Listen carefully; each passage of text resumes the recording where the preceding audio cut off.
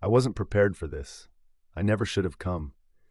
The old house had stood there for decades, looming on the edge of the small town, its once pristine white paint now faded, cracked, and peeling like the skin of a long-forgotten corpse. But despite its eerie, neglected appearance, it was where my late grandmother had spent the final years of her life. When I received the call that she had passed away, I knew it was time to face the house again, to take care of what little was left. But what I didn't expect were the things I'd uncover. Things that had been hiding in plain sight for years. The first oddity hit the moment I stepped inside. The door creaked open with an unsettling sound, as though it had been waiting for me. I hesitated before crossing the threshold. The stale air in the hallway greeted me with a scent of dust and something else, something metallic. I shrugged it off, chalking it up to the house's abandonment. I kicked off my shoes and set down the suitcase. As I surveyed the space, my eyes landed on the large family photo hanging crookedly on the wall opposite the stairs. It had always been there, my family, smiling and happy, framed in time. But something was wrong. The faces of my relatives, they looked off. Their smiles didn't reach their eyes. Their expressions seemed too rigid, almost mechanical. And in the background, something moved. Just the faintest shadow, barely visible between the figures. I couldn't place it. I sighed, rubbing my temples as a wave of exhaustion hit. The day had been long, and I had to unpack. But as I turned my back to the photo, I felt an intense unease creeping up my spine. It wasn't until the second night that the strange events began. I had settled into the guest room, an unremarkable space with faded wallpaper and old furniture, all wrapped in the silence of the house. The bed creaked beneath me as I tossed and turned, unable to shake the feeling that something was wrong. It started with faint footsteps in the hallway, the kind that could easily be explained away by the house settling, until they didn't stop.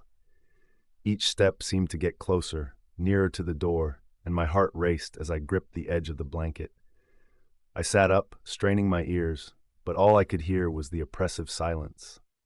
I glanced at the clock on the wall. It was 3:13 a.m., the same time I'd heard the footsteps. I lay back down, pulling the covers tighter around me, but when I closed my eyes, I saw it again, the shadow in the family photo. I could swear it was clearer now, long, thin, almost human in shape, standing between two of my aunts. I felt a cold chill wash over me as I realized it wasn't just a trick of the light. I had to see it for myself. I jumped out of bed, heart pounding, and rushed down the stairs, the sound of my bare feet slapping against the hardwood echoing in the stillness of the night. When I reached the photo, I froze. The shadow, now unmistakably a figure, was no longer between the people. It was directly behind them, and it was watching me. The next morning I tried to forget about it. It was early. I had only just arrived, and the sleep deprivation was probably playing tricks on my mind. But every time I glanced at that photo, I felt its eyes on me. I decided to get to work, sorting through the clutter, packing up old belongings, and putting the house in order. But as the hours passed, the strange occurrences escalated. Books fell from shelves without cause. The sound of soft whispers floated through the house, but I couldn't trace their source. Even the air felt different. Cooler, heavier, like something was watching me.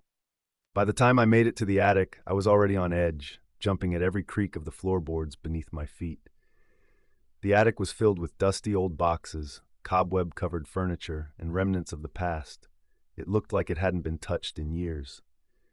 But I noticed something odd.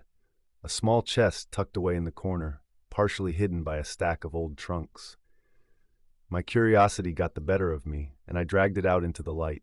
It was heavy, old, ancient, even, and had no markings.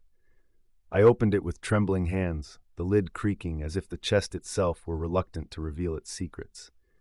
Inside was a pile of old, brittle papers, a few dusty books, and a small, tarnished silver frame. I pulled the frame out, carefully brushing away the dust. It was a photo, my family, gathered around the same table where I'd had countless dinners as a child. But this photo was different.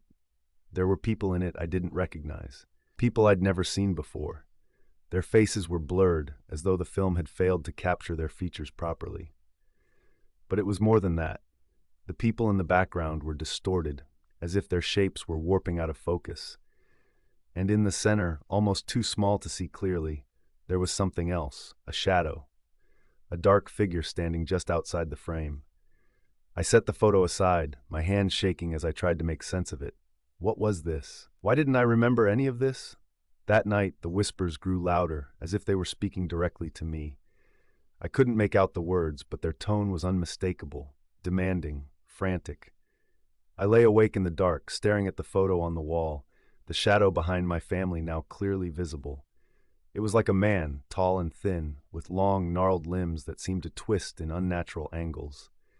I wanted to look away, but I couldn't. My gaze was fixed, and then, there it was again, the sound of footsteps coming from the hallway. They stopped just outside my door. My heart thudded in my chest as I held my breath. A soft knock, 3 sharp raps. I opened the door, but no one was there. I stepped into the hall, my breath coming in shallow gasps. The whispers were louder now, almost deafening. I turned around to find the family photo once again changed. The shadow behind my family was now standing closer. Its face, a dark, hollow void, was staring directly at me. Panic set in, my pulse raced, and every instinct screamed at me to leave the house. But something kept me there. Something, or someone. I had to know the truth. I returned to the attic, searching for answers. The air was thick, the silence broken only by the rhythmic creak of the house. Then, beneath the floorboards, I found it. A trapdoor hidden behind a pile of old clothing.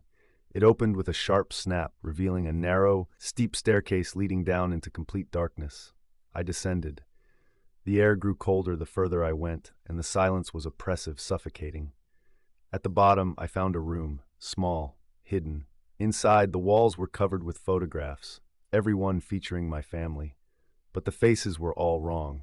They were all distorted, blurred, or scratched out entirely. In the center of the room stood a mirror. I could barely see my reflection in the dim light, but something stood behind me. It was the figure, the same shadow from the photo. It reached out toward me, its fingers long and twisted. I screamed, turning to run. But the mirror was gone. The walls were closing in. I bolted up the stairs and back into the house, my mind racing, my breath ragged. I left the house that night without looking back. I left the photo behind, and the whispers faded into the darkness. But I knew what I had uncovered. The shadow had always been there, watching. It had been watching my family, all of us, for generations. And as I drove away, I looked in the rearview mirror. It was there, behind me, watching, always.